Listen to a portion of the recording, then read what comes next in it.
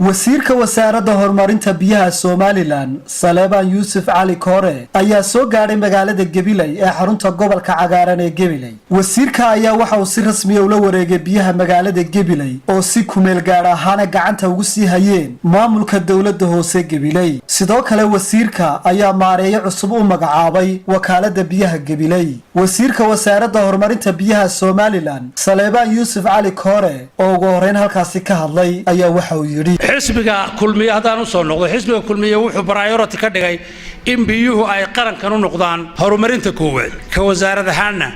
waxaanu qiraynaa taladii xisbiga aan raacno biyahana ay u noqdaan dalka priority inay helaan sababaha hadda keenay Gabileyna waa qayb kamida Gabiley oo ahayd meelaha codka ugu ballaaran ama meelaha ugu horeeya baan iraahdo ee uu xisbiga kulmiye ku guuleystay oo aanu garanno baahideeda ka xukuumad ahaan waanu ku khasbanahay waana waxa dadku naga filayaan waxa ay qorshaysan wasaaradda 6 bilood ee soo socda gudahood in aanu dhiig joojin qaab kasta loo hele ama aan madaxweyne la gallo ama aan hay'ad la galle ama aan xukuumad la galle in afartaa ceel iyo la helo taangiga 6 bilood ee soo socda ballan qaadaya inuu 6 bilood oo soo socda وعجيزة isku taago maamulka heer gobol iyo heer degmo ee gobolka Gabiley oo iyaguna hadallo kooban halkaasi ka soo jeediyay ayaa waxa hadaladoodii kamid ahaa anta waxaynu ka hadlaynaa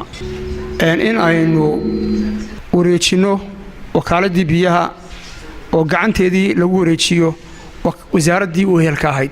inuu si fiican uga hawlgeli doono kana soo bixi doono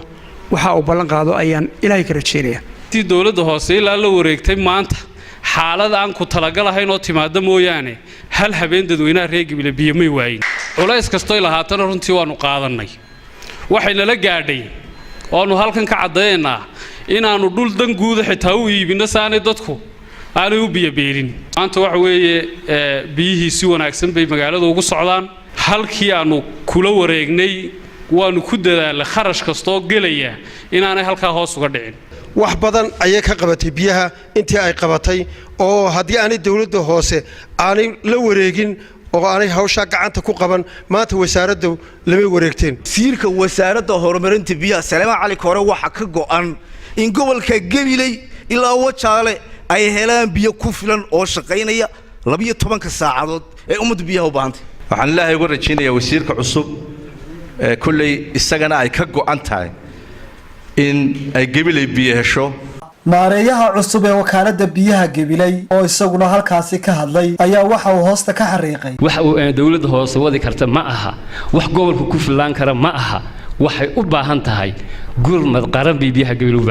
u baahan yihiin biyaha Gabiley maalgelin bay u baahan yihiin waa Cabdirasaaq Axmed Hayaan ilka Case Star TV gobolka cagaaran ee Gabiley